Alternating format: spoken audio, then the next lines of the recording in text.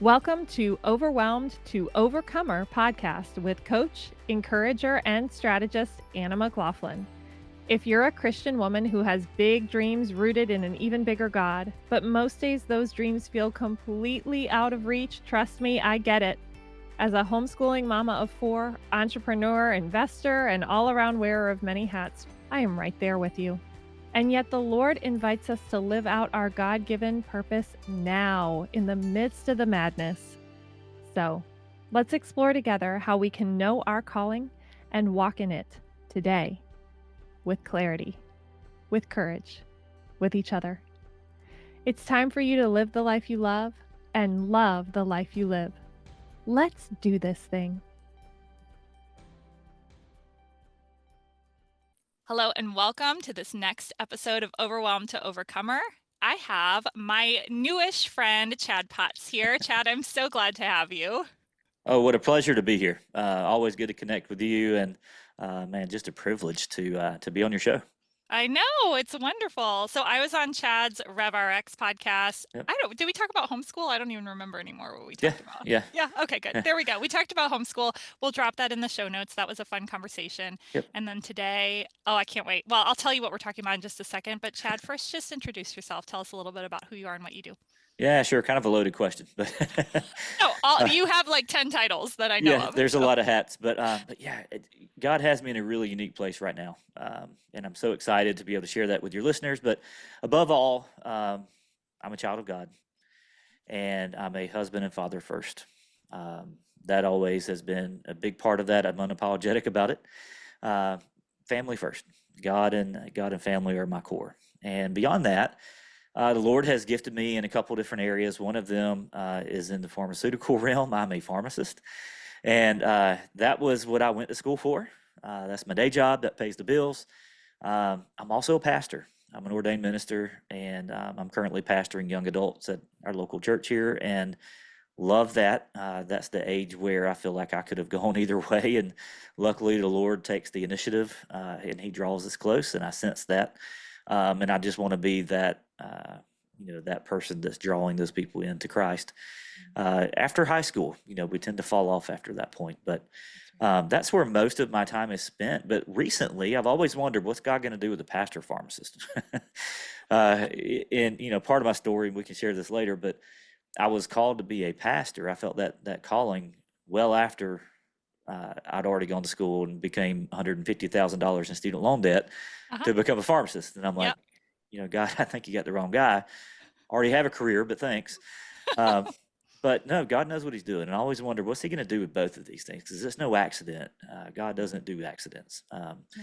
And lately, I've just really sensed in the last couple years that God's calling me to put those things together. And what He's shown me is that because of my background and experience as a pharmacist, I'm able to help people with their physical health. I'm able to kind of help take some of that complex medical jargon that we see out there and explain it in an approachable way to help people become the healthiest version of themselves physically. Also, from a mindset perspective, that plays into that as well. But then also, I see the other side too. I see soul care as vitally important to who we are as humans. And I'm able to use my experience as a pastor to really come alongside people and help them thrive there. So it kind of hits every aspect of what it looks like to be human: body, mind, and soul. Yes. And when God showed me that, I'm like, cool, okay, I can see that. And first step was a podcast. And I'm naturally introverted, and I can be extroverted, but naturally I'm an introvert. I don't love putting myself out there. So again, it was that crisis of, that Moses crisis of, I don't speak well, and you got the wrong person. And but God just really nudged me into the podcast space, and I'm so glad He did. 'Cause I met people like you and connections all over this world of lives that God has changed, and Mm. families that He has impacted. And it's been one of the most tremendous journeys that I've had, to be honest with you. And part two of that has been a men's coaching business. So being able to come alongside men and really help them in body, mind, and soul uh, become their best self. My story is one where I struggled for a large part of my adult life, really kind of seeing the big picture. And really, a lot of my life felt like surviving instead of thriving. I see verses like John 10:10 in scriptures where Jesus says, I've come so you may have life and have it abundantly. And I'm like, well, that's not me. Yeah. My life is it's okay, but it's not abundant. It's not thriving. I feel like I'm just getting through each day. And God helped me kind of put together this framework that I use to kind of get myself out of that rut. And the more conversations I had with men over these last couple of years, the more I'm like, there's a lot of other people in the same boat. Matter of fact, I think we all go through that at some point. And so the coaching business is one that I put together where I can really help men put that same framework in place that took me 10, 12 years to put together in just a matter of months, and kind of shorten the curve for them, I guess you could say. So Yes, I love that. And that actually brings us to what we're talking about today, which we were joking beforehand of like how not to murder your husband, how not to have him murder you. Yep. But just this, I think one of the things that no one prepares us for in marriage, and I remember in our homily in my husband and I's wedding, the pastors, we actually had a husband and wife marry us, which was so Cool. special. Yeah. And they talked about flying into town for our wedding and noticing that at the convergence of these two rivers, there was no white water. Mm. And their exhortation to us was, as you're becoming one, to give one another room. This idea of wide banks. And I never Yeah. forgot it. There's not a lot that you remember from your wedding, but that moment I was like, wow, Yeah. what are they talking about? That's so good. Yeah. It's so good. But I think what you're talking about of this this arc that that men have, it's like I'm well aware of my own arc and what I need and where I'm at, but I look over at my husband, at this strong man, at the provider, and I can kind of find myself either going into this like idolatry place of like, oh, he's my guy, he's my hero, he's my protector, he keeps me safe, I feel so loved and held and covered. Right. And then there's the opposite side, both of which I think are very harmful in a marriage, which Sure. is the like Holy Spirit Junior or the mama role of, well, what you got to do. Yeah. And so like that's where we need you, Chad. We need you because I know I'm not alone. I'll reveal my own so that all the other women who are listening can be like, uh-oh, yeah, Sure. that's Sure. it. Those are these ditches that we fall down. So, okay, so talk to me. I mean, I just want you to say, I just want you to talk. Tell me everything. I don't even know quite the right question to ask, but like, Yeah. how do we honor our husband's unique walks Yeah. in a way that's kind of, there's this paraclete role of I'm supporting, I'm the helpmeet, but I'm also coming from a place of respect and honor. Yeah. What does Yeah. that look like? That's really, really big. There's been a lot of volumes written about different angles of this. Yeah. And, there's a lot of different ways we can go. But I think the first thing I want to note is that, we know this, but men and women are very different. Yeah. There's a reason I don't coach women because I don't understand you guys. I don't understand us either. You're such complex creatures. And I say that with the most respect possible. But, there's a reason I don't coach women because I'm not a woman and I don't understand the intricacies of the mind and the different things that you need. But I do know what I need. And just like what you said, I understand my arc. I don't understand his arc. Yeah. And so I think step one is just kind of taking a step back and realizing that, there needs to be space there for me to be able to say, I don't know everything about my husband and everything he needs. There is a tendency, and, it goes both ways of, as a provider, men, we have this need to be provider. And sometimes we get into this fix-it mode, where you guys come to us and, hey, let me tell you about my day. Let me tell you about this issue. And we go into, all right, I'm going to fix that for you. I got this. Yeah. Yeah. But a lot of times that's not what you come to us for. You come to us for empathy. You come to us for understanding. You don't want us to fix it for you. We want conversation. We want meaningful conversation. And you want support. And, a lot of times it's the opposite way as well, where, well-meaning, but sometimes we're like, well, I know what you need. Not that my wife does this because she's going to listen to this. No, Yeah. Listen, it's all about me. It's This all is my it's all story. It's not hypothetical. it's not hers, right? Just hypothetically. Let's say Yeah. some woman out there somewhere. Some woman out there somewhere. There may be this, I know what you need. And I'm going to, I'm going to work to make that happen. But realizing that, we don't understand everything about each other. And sometimes we need to give space for that. So I think that's step one, is just realizing the differences and realizing that masculinity and femininity are very different. And they each need their own room to grow. And, sometimes that's hard within a marriage because you spend all your time together. You read about the old couples that begin to look like each other as they get older. Yes. There is a lot of truth in that. And I think as you grow older, you become a better team. But I think the better team comes from letting each other shine in their respected areas. There's a reason we aren't the same. I think God knew what he was doing when he made us different. It's not an accident. We talked about God doesn't deal in accidents. But God knew what he was doing when he put us together. And I think there's a lot of areas where if we let each other shine in the way God made us, then we're going to be a better team together. And so then kind of pushing along that, masculinity, let's talk about that a minute. Please teach us. The world has hijacked that term. The society that we live in has kind of hijacked that term. And, it's about like anything else. I see masculinity as a gift from God, but that gift can be abused. It's like any other gift. Anything that God blesses us with, any good thing can become a bad thing if it becomes abused. And we see that. Like we see the machoism. We see the abuse. We see the abuse of power. We see the abuse of strength that happens in some places of the world. And I'm not downplaying that. It may be in your own backyard. Maybe you've experienced that yourself, to where there has been this thing called toxic masculinity, and it has come down on you. And I don't want to minimize that because that's real. But there is a such thing as biblical masculinity. And so it's kind of like throwing the baby out with the bathwater, realizing that, okay, well, what we're against is the abuse of this masculinity. I'm stronger than my wife, therefore I'm going to tower over her, and I'm going to make her fear me. And and we see this in the workplace sometimes. There's no place for that in biblical masculinity. But masculinity is very different than the way you guys are made. And so when we think about, what does it look like to be a man? And there's, again, been volumes written about this. John Eldridge's book, Wild at Heart. That's a great one. If you haven't read that, it's geared towards men, but it would be fantastic for you as a wife, for the man in your life to be able to read that and be able to kind of say, okay, I understand some of his basic needs now. There is a need to provide.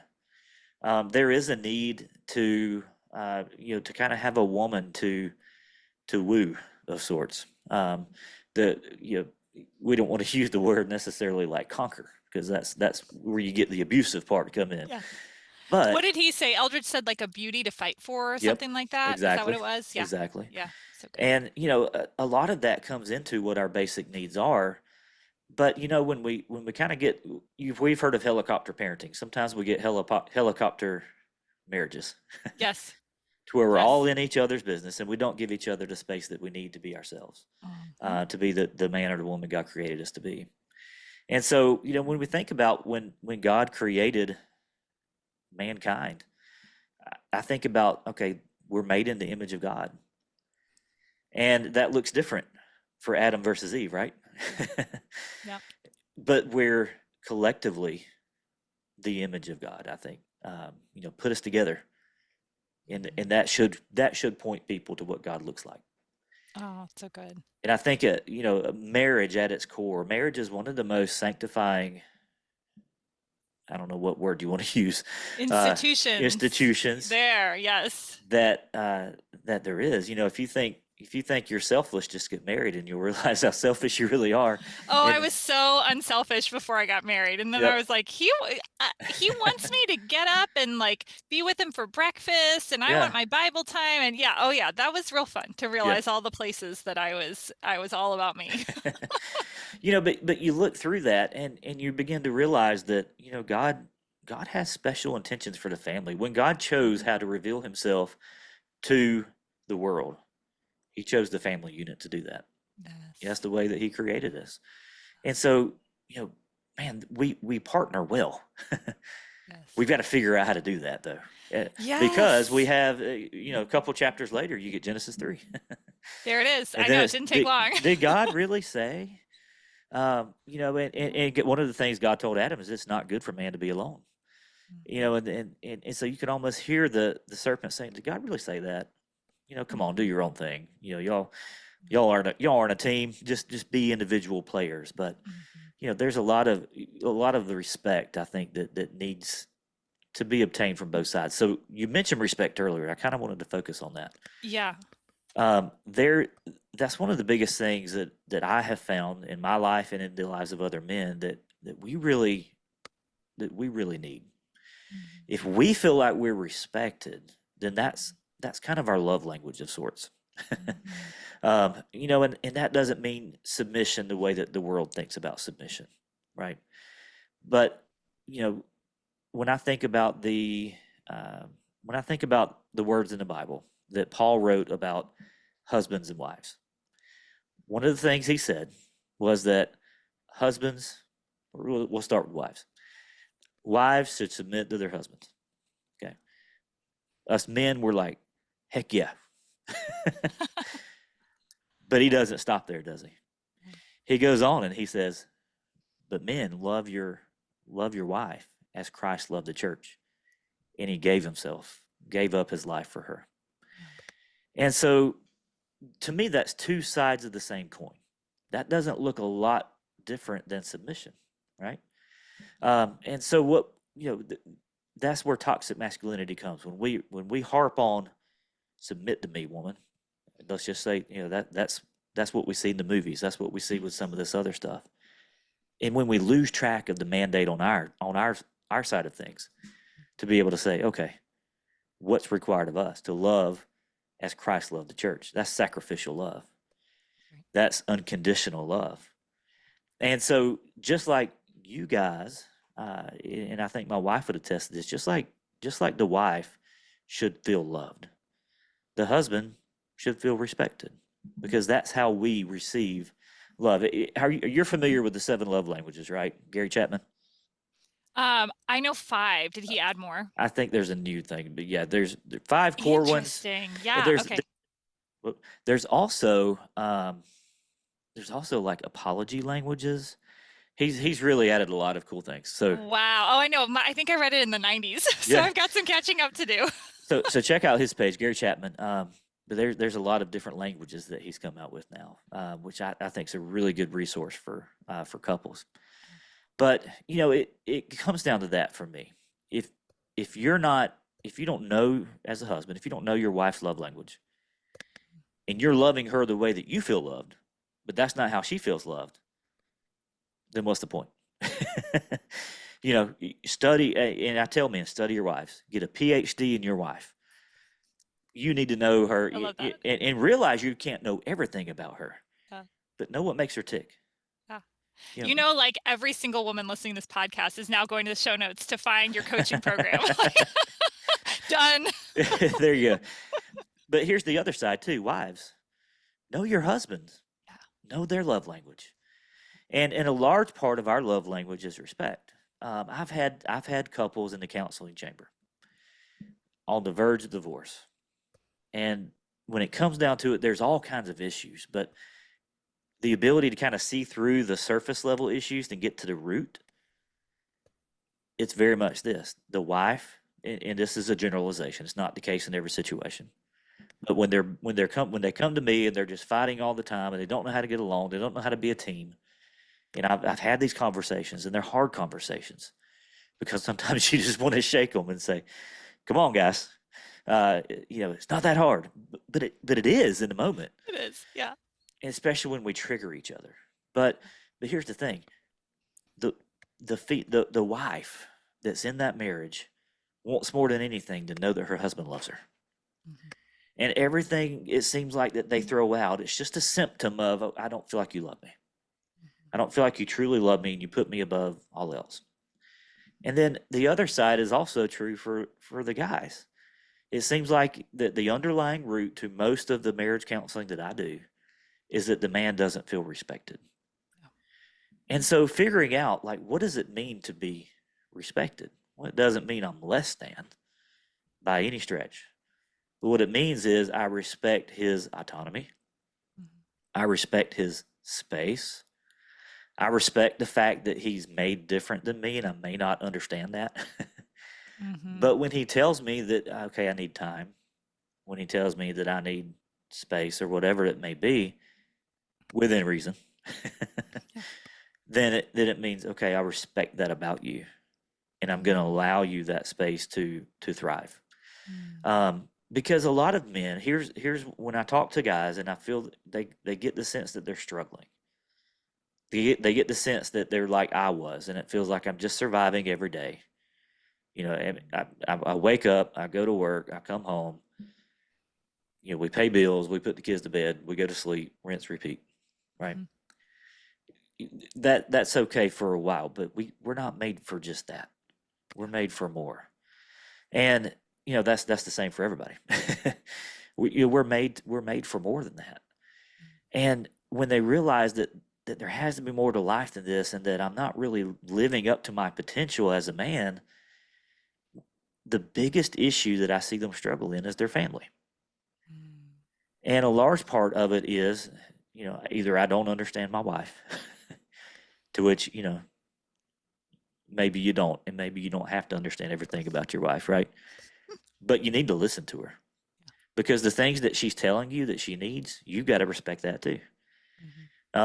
But when it comes down to what are they feeling at their core, it's disrespect a lot of times. You know, I don't feel like my wife respects me. I don't feel like my wife is really in tune with my needs. And we don't say it that way to you guys. Yeah, that's true. Because we want to appear macho, right? Like, caveman. But when we get in, we start talking about, believe it or not, men can talk about feelings. I know this to be true. Yes, I've seen evidence. Yeah. We don't love that. That doesn't come natural to us. But it's something that I encourage people to do. You, like, feel those feelings. Like, it's okay to have feelings. And when you can really get the sense of what's going on under the scenes or behind the scenes, it's usually a sense of disrespect. Oh. I heard something really interesting, and I'd love you to talk about this, which is it seems kind of self-evident that a woman would want to be loved even when she's acting unlovable or feels unlovable or whatever it is, that it be a gift freely given. But we don't seem to view respect the same way. We seem to view respect as something to be earned. Yeah. And I heard a perspective one time that said, no, respect is also to be freely given and offered. Yeah. It's not something to be earned and deserved. So can you speak to that a little bit? Yeah. If we're always in that sense of having to earn it, then it's like we never fulfill it. It's like it's like it's never there. You know, and it's, I believe there's a lot of grace that needs to be given in marriages. We understand grace from a perspective of God. You know, like, we can't earn our salvation. We can't possibly be good enough. But you know what? He gives us forgiveness, even though we don't deserve it.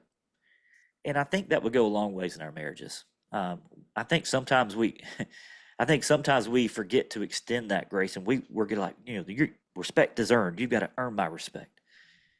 When really and truly, like, if I feel like that's something I've got to earn, then that's making me work for it.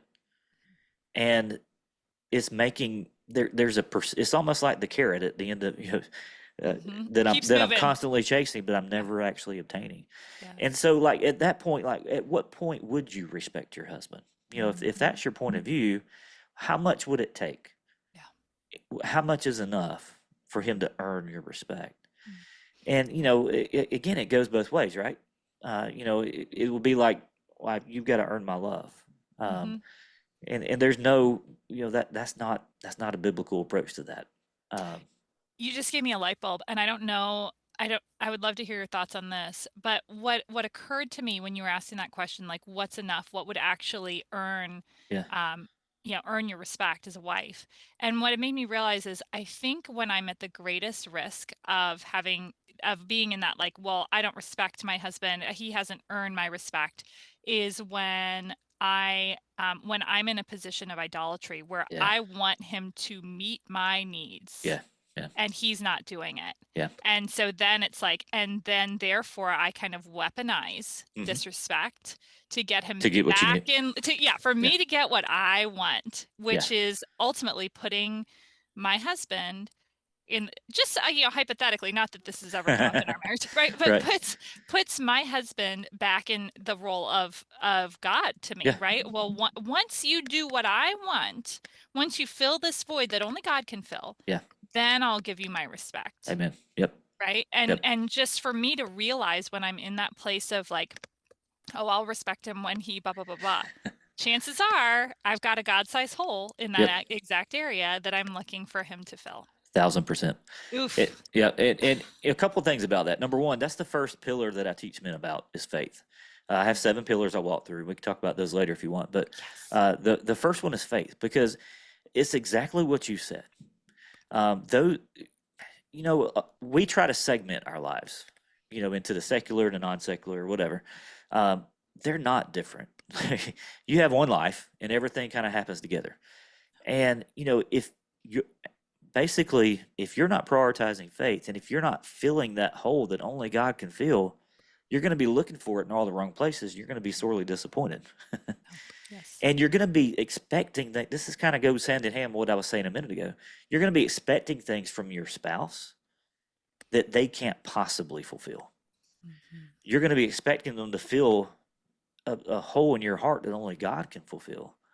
And that's placing unrealistic expectations on them. And it happens both ways until we find ourselves rooted in our relationship with Christ. Until that is first, like I tell guys all the time, you're never going to be the best husband you can be unless you're, first and foremost, putting faith first.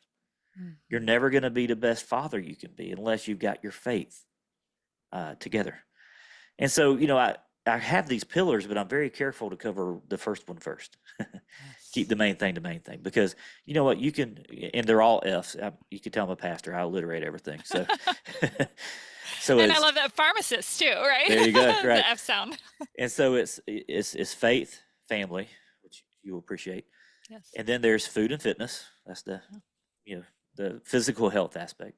Finances, fun, which is like self-care. And boy, men, that's something we need to talk about. Yeah. And then there's future, so leaving a legacy, and that's a big thing about a necessity for a man as well. But all of these F's, you can't pick and choose. And a lot of times we do that. We're like, well, I'm gonna get in more physical shape, in better physical shape. I'm gonna go on a diet. I'm gonna start lifting weights or whatever. I'm gonna prioritize that area of my life, and then we expect too much of it. We think if I could only get to this weight, or if I could only lift 250 pounds on the bench press, or whatever the case may be, then I'll be happy. Well, no, you're not. Because it's only until your biggest need, we're made in the image of God. We are created with a need to commune with our Creator. Until that's realized, you're going to be missing every other part of your life. And so it's men, it's women, it's all of us as humanity. If we could realize that first and foremost, then we would be better versions of ourselves everywhere else. The other thing I want to say about that too, so we were talking about this God-sized hole in our heart, and this idolatry aspect. And then one of the things that you'd mentioned was, when I tell him that, I'm going to respect you when. Yeah. A lot of times you said we're weaponizing it. Yeah. A lot of men take that as manipulation. And it happens both ways too. Men manipulate women and women manipulate men.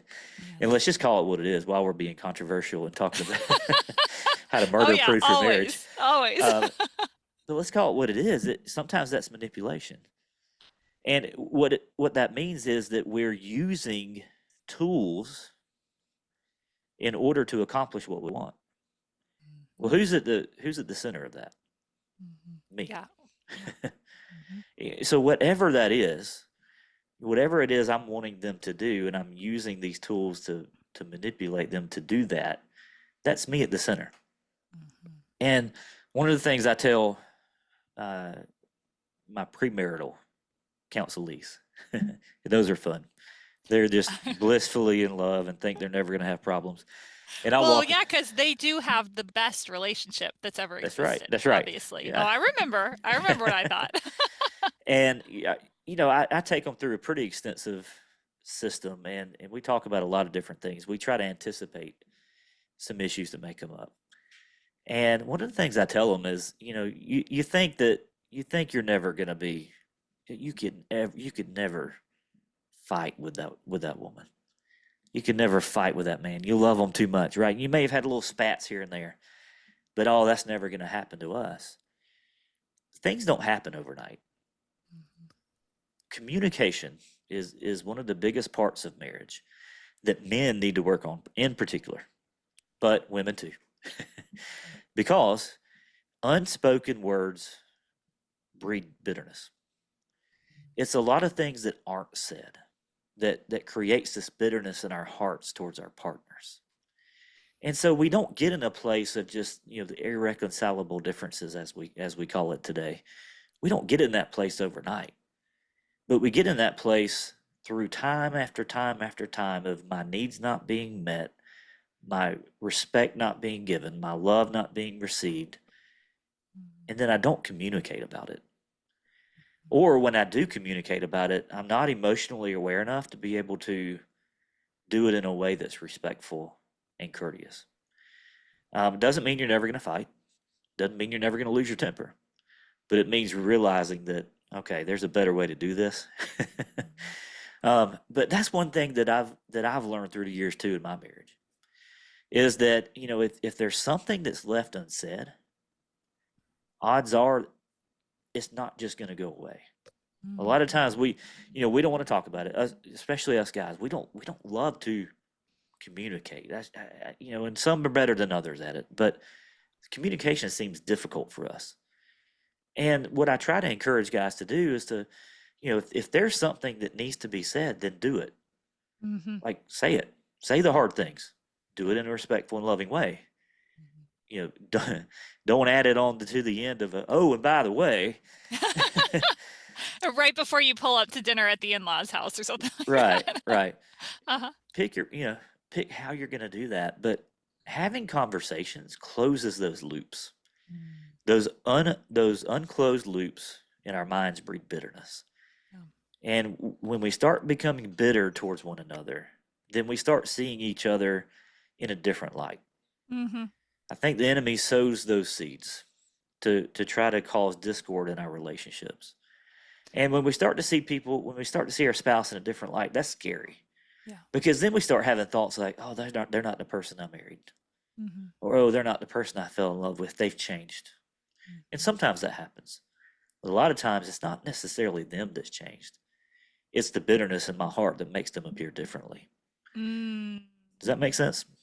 Yeah, but I got another one for you because talk Yeah. to me about this because I think this might be, there's the one who's kind of the thinker and it lives in the head and it doesn't come out, and that's often the man, but not always. Not always. And then there's the talker, and I will say as a talker, for me, it's not a question. I think this is very common for women. It's not so much I should have said something and I didn't, but I said something and the thing didn't change. Oh, yeah. So talk to me about that one because it's like I like. My husband and I keep very short accounts.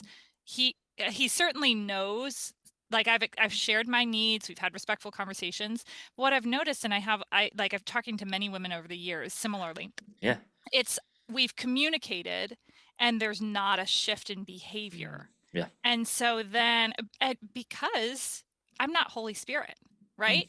I can say, here's what I would love. Yeah. And then the Holy Spirit does his work in his time with this other human being that I happen to be yoked with for all of our lives. That's right. And so then what is the like wrestling to stay out of bitterness in that instance? What does that look like? It's really hard because then you don't feel loved. Mm-hmm. If you loved me, you would do these things, and if you don't do these things, therefore I don't feel loved. Yeah. You see the reasoning. But then on the flip side, it's like, a lot of times, here's how men see it.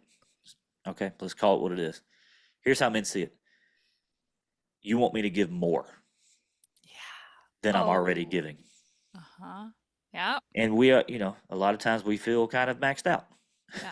It's never going to be enough. Yeah. How much is, When's it going to be enough for you? yeah. Ooh, yep. And I'm not saying that's right. That's not an excuse, and I'm not saying that's right, but I'm saying that's something to consider. Especially, Chad, I think especially with a good man, Yeah. who's already kind of unraveling himself to Sure. try to serve his family. Yeah. Okay. And so, there comes, you might have seen the little meme that said, if a man says he's going to do something, you don't have to remind him every 6 months to do it. Like, he'll do it. Yes. And so, that's kind of it's a hot topic sometimes. I said I'd do it. Why do you keep reminding me? Because it hasn't changed, right? Yeah. So there becomes a balancing act there of making your needs known. There's nothing wrong with that if you do it in the right way. Yeah. Communication. Communication is not just what we say and what we don't, but it's how we say it. And we can talk about the nonverbals and all that, but a lot of it is how we say it. Yeah. And the tone. So you're saying eye rolls are off the table, Chad? Is that what you're saying? I'm saying if you're aiming for respect. Hey, Mama, let me ask you a question. When's the last time you gave yourself some white space? I am not talking about a trip to the bathroom alone or even the grocery store.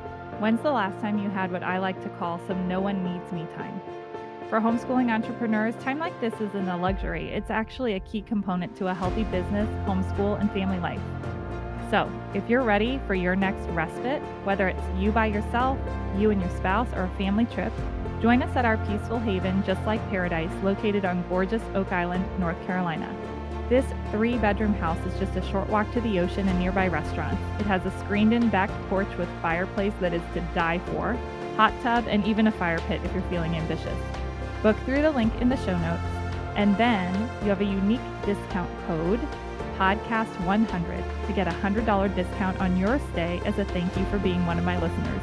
Get your next getaway on the calendar today. Do you see what I mean? You see how this kind of it fits all in what we talked about. So good.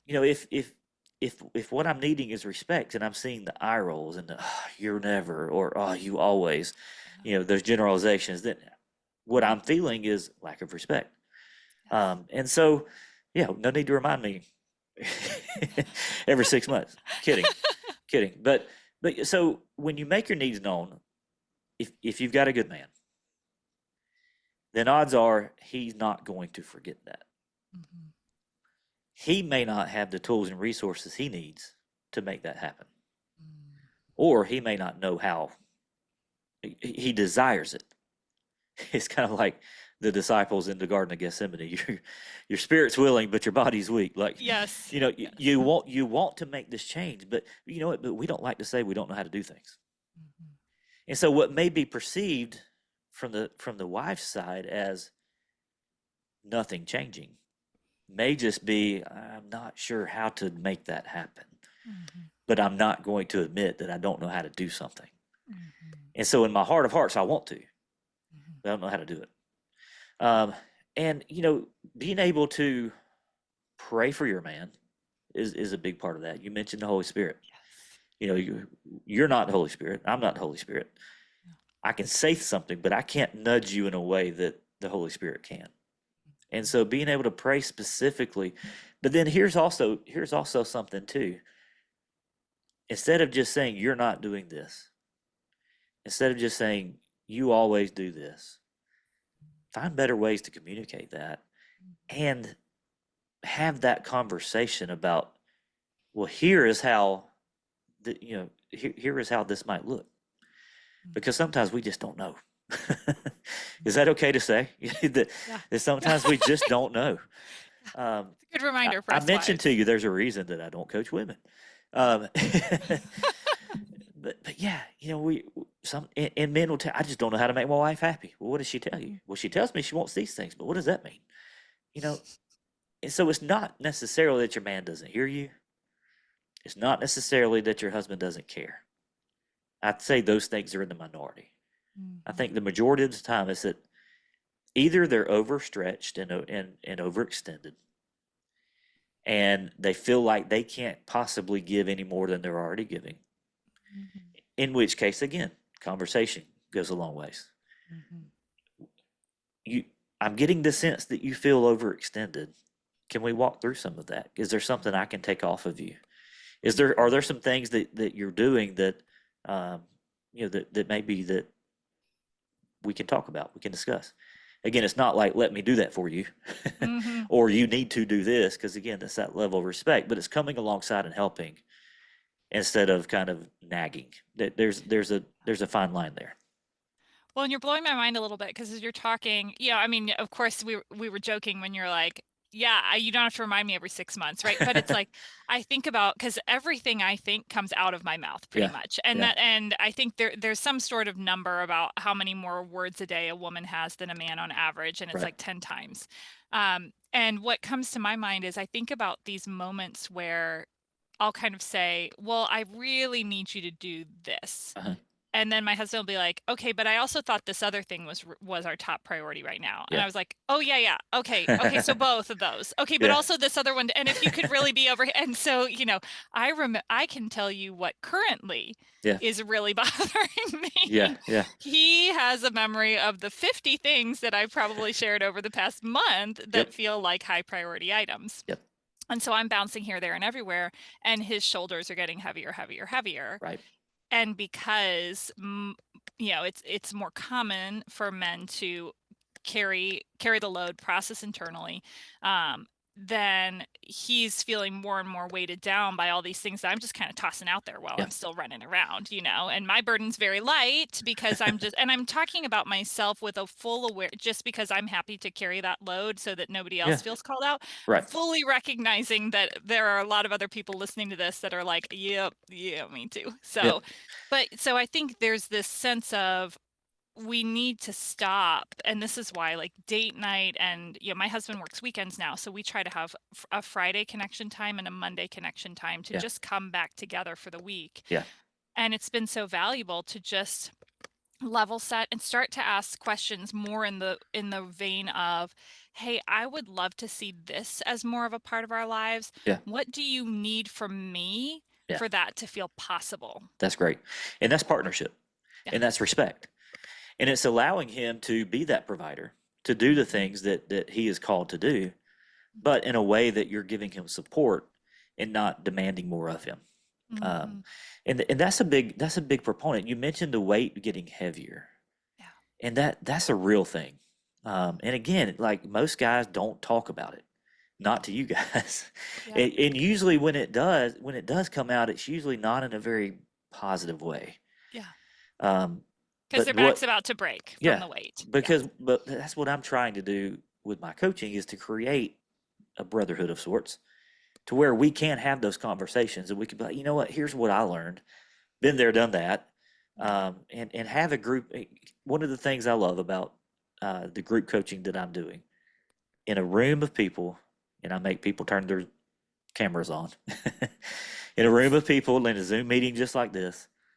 When somebody mentions the struggles that they're having, whether it be with their spouse or whatever, guys' eyes light up because they think they're in it alone. Yeah. And realizing that other people face the same struggles that they face, and hey, some people have even found some things that help. That's a place we can grow, and that's a place we can be honest, and that's a place where we can really start stepping into our calling. And so, what you may see and what you may perceive as inactivity may not be that at all. But it may just be that they haven't found a way to make that happen and they're not sure how. Or it could be that they've got so much on their plate that they can't, that what they're seeing that as is one more thing, one more weight, one more burden. And, oh, I thought we were doing these other things. Where did all that go? And it's conversation. I keep coming back to this. Conversation. Most of the trouble that I see in marriages is because of miscommunication. Mm-hmm. And so I'm trying to encourage men to talk to their wives more, and not just in a moment of blowing up because they've had enough. Yeah.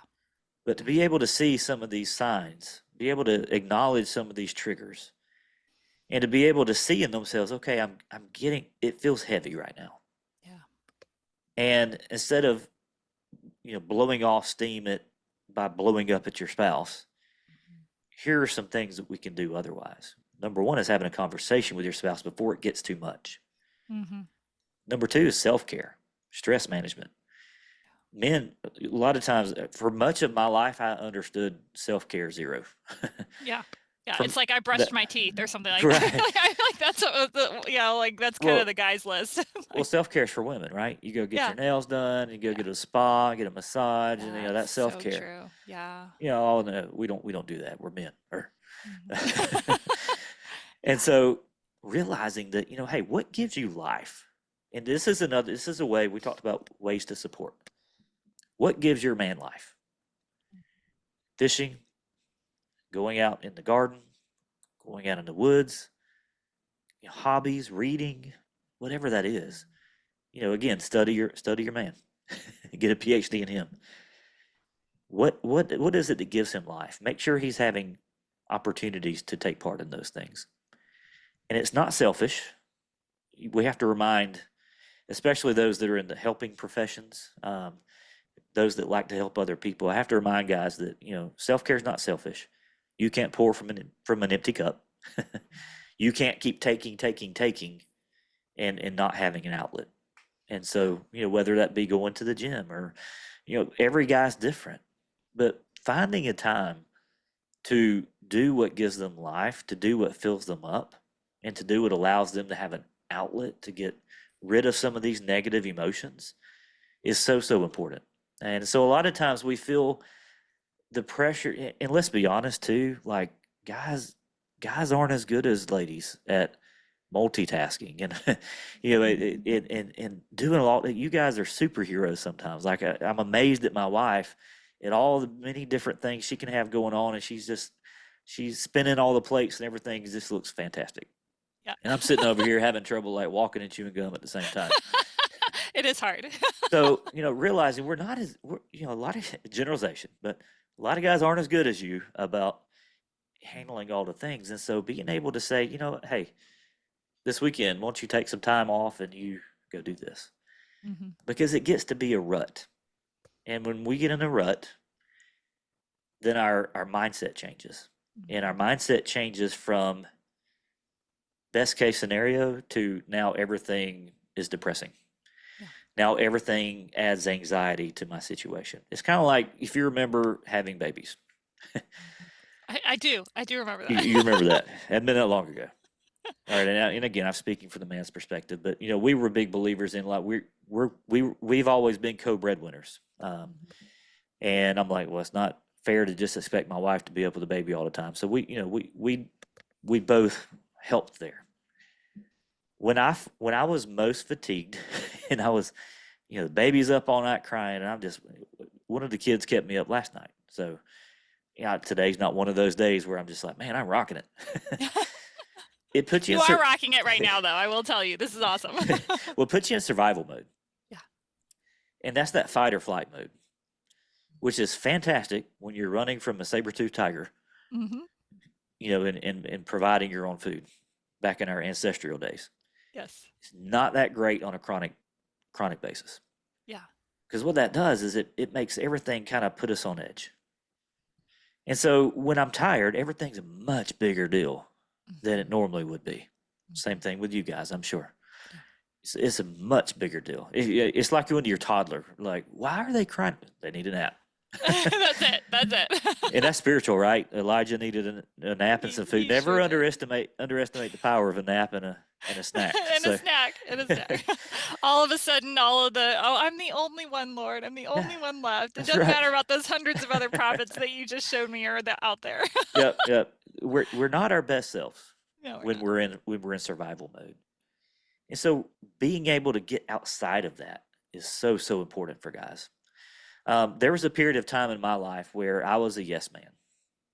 And what I mean by that is I wanted to help everybody. Yeah. And my worth came from, I see this now, would never have worded it then, but I see it now. My worth came from what others thought of me. Mm-hmm. Heads up, a lot of men struggle with that. We're performance based. And so that brings up a whole nother issue of, if you're trying to make your man earn your respect, that's making his identity wrapped up in his performance. And that may be stoking something that maybe he's dealt with from childhood, and just kind of keeping him in that rat race. But for a large part of my life, my value, and I still struggle with it. Like there's times where it sneaks in. I'm like, I thought I dealt with that. It's a daily surrender, isn't it? It's another loop, always. Yeah. But I was a yes man. And every time somebody wanted me to do something, I said yes, because why not? I want to help people. And there reached a point where I started having shortness of breath, chest pain, heart palpitations. Thought I was having a heart attack, and I was like 30. Went to the doctor, all the tests checked out, and my doctor came in and said, "Chad, would you say you're stressed?" And my instinct was no. I was defensive about it. How dare he ask about my stress levels? I'm a man. I don't get stressed. I just handle things, right? Yeah. I just And a Christian too, so Yeah. you know the right answer is a Christian. No, of course not. My yoke is easy. What are you talking about? That's right. I give it to the Lord. And so I caught myself and I said, maybe. He said, "Tell me your daily routine." This was the Christian doctor. I told him everything I was doing, and it was all good stuff. All good stuff. He said, "Chad, you can't keep going that way. This is your body's way of telling you something's got to give." We all have that point. Yeah. We all have a breaking point. And what I'm trying to do is proactive. Yes. I'm trying to keep men from reaching that point. And I think that's another way that wives can support their men, is by making sure that they're proactively allowing them the space and time to do the things that men need to do. Yeah. Whatever that needs to look like. It shouldn't be sinful. Yes. If your man Yes. tells you, "I need space and time to go do something that's sinful," then that's not from the Lord. Yeah. But you know what I mean? Like there has to be space from that. Otherwise, it just piles up and piles up and piles up, and then he's going to break. And that's not going to help anybody. And so I cleared my plate, and I slowly added back. And I know my boundaries now, and I'll never let myself get there again. Yeah. But it takes a lot of self-care to get there. There's times where, I take a day off work and I do some things. There's a few things that I really like to do. I do like to fish. I do like to hunt. I'm an outdoorsman, so I like to do anything outside. I have a garden. I love to do that. One of the things, though, that I really like to do is I'll go to the gym. That's great, too. But have you ever done contrast therapy, so like heat cold? No. You familiar with this? Wait, Like nervous system regulation? well, I used to do sauna to lake in my wilderness camp days. Yep. So what I'll do is I go to a place, and you can mimic this if you don't have a place, but I go into the sauna for, I don't know, 30 minutes or so, get really, really hot and sweaty, and then I jump into a cold plunge, which is usually like 40 degrees, and I stay in there like 5 minutes. So what that does is it kind of resets your nervous system. We're so today, this is a way different conversation. We could go into depth about this, but we're not going to. High level. Next time you have to come back. We can talk about all Introduce the this health to your things. man. It's so good. I know. But we don't like uncomfortable. In our world today, we do everything we can to be comfortable, to not have anything to ail us. We can't stand pain, but man, it's so good for us. Within controlled environments. And so, going into a sauna, sweating, allowing some of those toxins to come out, and then jumping into a cold plunge, and man, there's something powerful about that. And there's all kinds of good, solid scientific research about it, but it resets your nervous system to where, like, when I come out of there, I feel like $1 million. And there's no drugs. And you can do it for free. If you've got the I go to a place and they charge you to enter, but it's not much. But there's something really powerful about resetting that nervous system. One way that I've heard it described is this. So as we go through our days, it's like a stoplight. So there's stop, there's red, there's yellow, there's green. And, on a good day, we're green. All systems go. We're in tune with ourselves. We're not flying off the handle. Everything's well. And then the stress of the day adds up. Maybe we're yellow.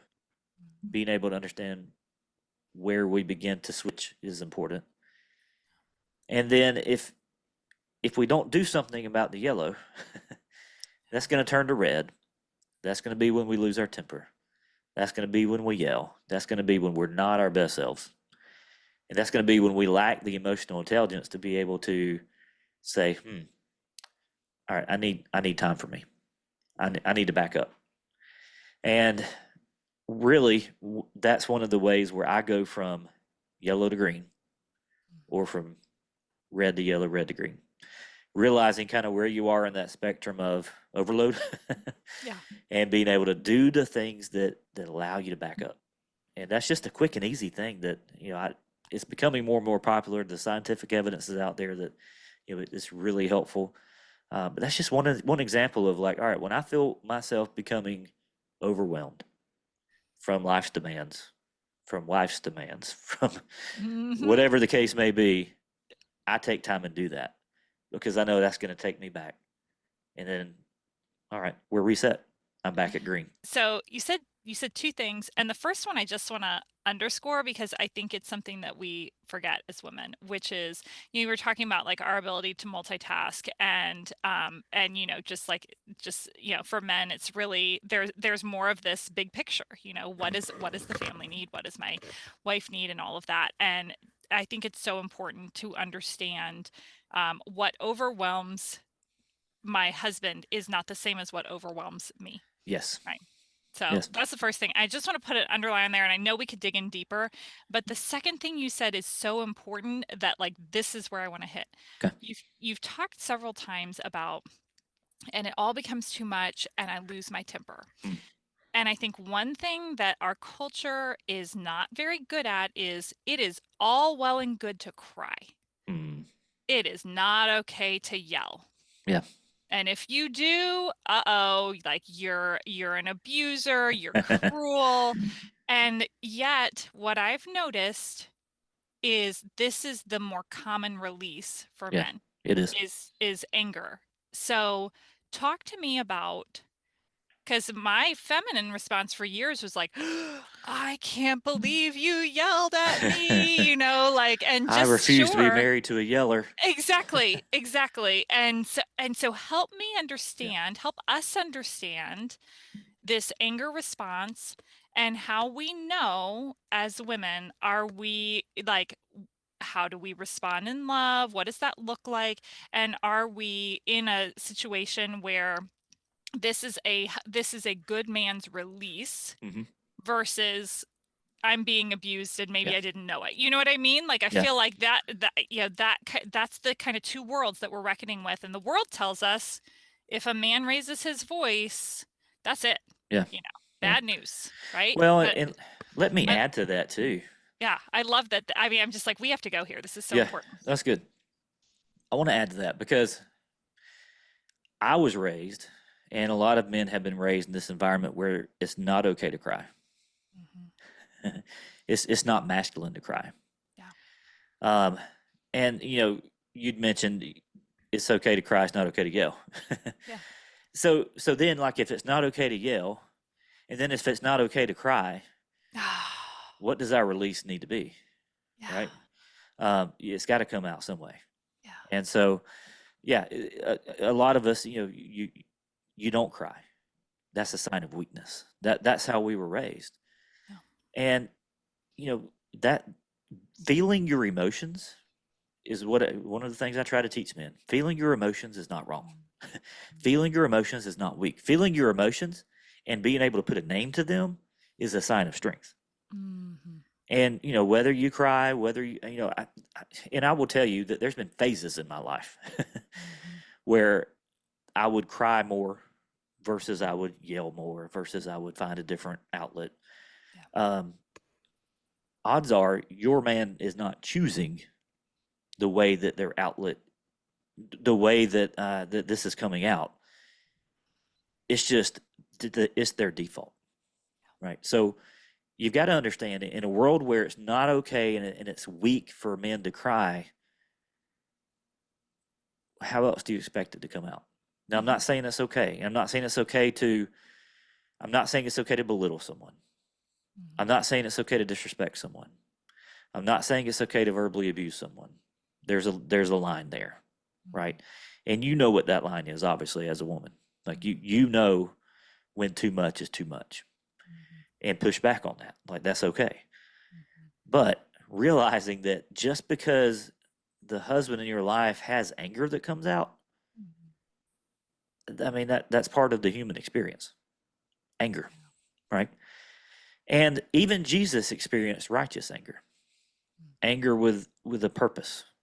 He was angry that the Jewish people had turned his father's temple into a den of robbers. He flipped tables. He had a whip. And, we would say, oh, man, that's toxic masculinity today. We don't like to talk about that. Did Jesus lose his temper? I don't think so. Was he angry? Yeah. And did it come out in some way? It sure did. Did it hurt anybody? No. I think there's a difference. And so there's a difference between showing anger and anger that hurts. Scripture says, in your anger, do not sin. It doesn't say anger is sin. And so when when the husband in your life feels frustration, when the man in your life feels frustration or overwhelm or angst or confusion, it may come out as anger. But that doesn't mean that they have an anger issue. And I think that's a case-by-case basis for exactly where that line falls. But and I've seen anger issues, and odds are you know it. And I'm not making excuses for any of this stuff. If you were a man that I was coaching, I mean, we would just talk straight and say, no, sir, you do not talk that way with your wife. Yeah.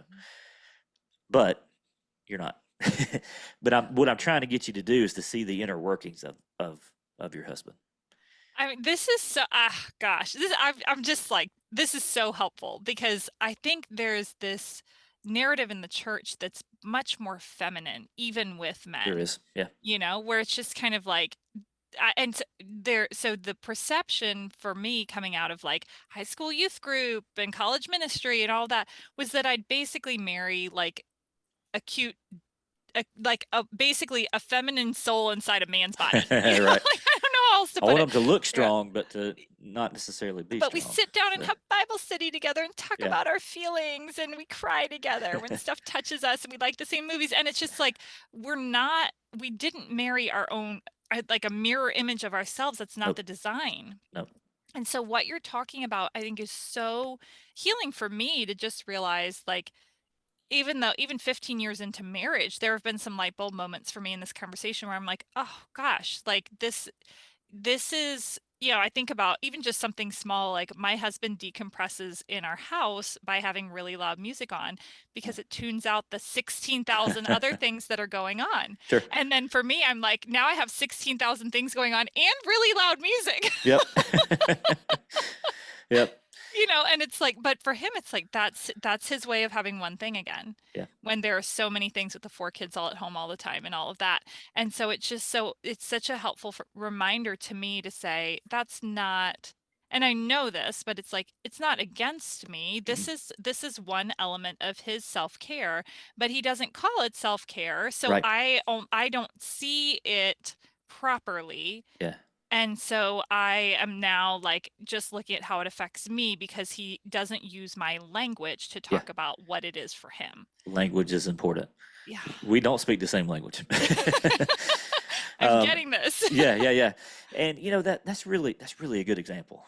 And there's conversations that can be had around there. Hey, can you listen to your music somewhere else?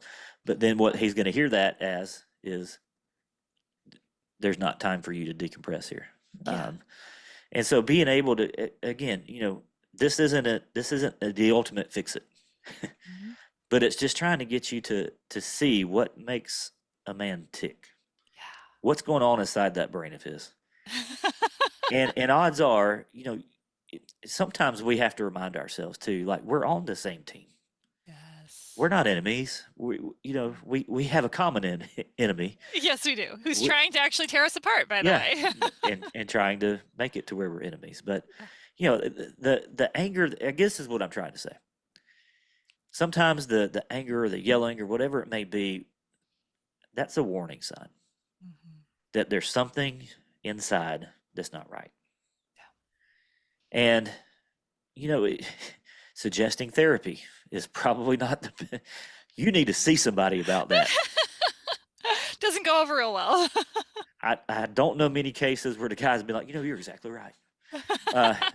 I just need to Feels sit so down. much better. I need to sit down and talk to Obviously, somebody about my yeah, feelings, and that would it's my make me feel problem. all Yeah, better. yeah. But being able to, there's a lot of power in a pause. Say it again. There's a lot of power in a pause. Being able to not react and to pause a moment and say, why is this happening? Why are they acting this way? What's causing this? Will go a long ways in your marriage. Because there's times where like we're imperfect people. We are two imperfect people called to love each other the rest of our lives. It's the most complicated mandate I've ever known. I know. I was like, what's so hard about that? No big deal. Yeah. And it doesn't seem like it until you're in it. Yes. And too many people get in it and it gets hard and they get out. Yeah. It gets hard, so they leave. But what I'm trying to do is to help people see, it's not, the problem's not you, and the problem's not them. The problem is that we have this common enemy that wants us to think we're against each other. The best way to combat that is to make sure that in every way possible, we're letting each other know, I'm for you, not against you. Yes. Self-care is one of those ways. Having conversations that are loving and tenderhearted and, bring up feelings and that sort of thing. That's one of those ways. And don't be alarmed when your husband isn't open to that. Yeah. But realizing how he works, realizing what makes him tick is going to really, really help you understand the why. And, not giving up on your husband because he doesn't change in 6 months. Or you have to remind him every 6 months or whatever the case may be. I see that a lot. I've told you for years and you just haven't changed, so I'm done. And I'm just a big believer that when God put us together, he knew what he was doing. And I'm a big believer that when God revealed himself to the world, he did it through the family unit. So family is important to God. And here's something you can bank on. If it's important to God, there's an enemy that's going to come after it. And that's what we're seeing. The enemy is after the family. The enemy is coming between the husband and the wife. But if we can find ways to go through the hard times together and to make sure that we're realizing we're together for a purpose, then we're going to make it. Oh, yes. Okay. Chad, you just like tied all the bows for me. This is amazing. I was like, how am I going to sum this up? This is so good. This is everything. I feel like we talked about so many different things. So many, but it was so important, and there were so many great threads. I do want to have you come back on and talk about health. We gotta pull on that thread too. Cool. But between now and then, talk to me. Where can people find you? And if you have any tips on how to introduce you to the husbands, because the wives are listening and they're like, yeah, this guy's awesome. Okay, so we need to know where to find you, and then we need that extra little hint of how do we introduce you to our men in a way that's going to be well received. There's a buzzword called masculinity. Every man loves it. And my 7 pillars are the 7 pillars of biblical masculinity. If you can sell them on that, you'll be in good shape. Yes. Oh, yes, that's what we needed. Okay, good. So now we know what it's to not do. like how to feel your feelings better. That's right. How to have a 7 steps conversation. Exactly. 7 steps to cry with your wife. Right. But it's the 7 pillars of biblical masculinity. Yes. And I don't know many Christian men that don't want that. But my coaching is called Man Alive Coaching. I call it that because there's a lot of times where I feel like we're living and breathing, but we're not really alive. And what I want to do is I want to turn on that light bulb for them, help them wake up, and help them to become the best version of husband, father, whatever that God's called them to be. And so it's manalivecoaching.com. It's very simple. And I offer 2 different packages. The first package I offer is really the one that most people are into, but it's called the Man Alive Community. It's a brotherhood. It's a movement. It's where we do group coaching once a month. I have guests come in once a month and also do additional coaching. It's a brotherhood where we just talk about real stuff, like what are problems men face and how do we push back against that? I have a private podcast that they have access to. I have a online course, I guess is what you call it, that walks them through the 7 pillars.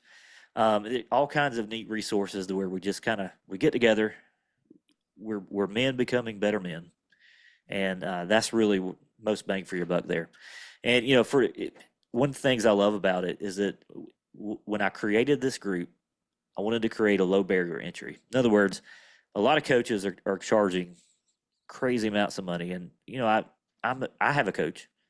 My coach has a coach. I'm a big believer in coaches. Yep. If you're not being coached by somebody, mentored by somebody, then you're not leveraging some of the relationship that I think that you need. But a lot of coaches are charging $1,000 a month for coming alongside and helping people. I don't believe in that. No, if you want one-to-one help, that's one thing. But group setting like this it's approachable. And it's one of those things for if you cut out a coffee a week, you can afford my coaching. Love it.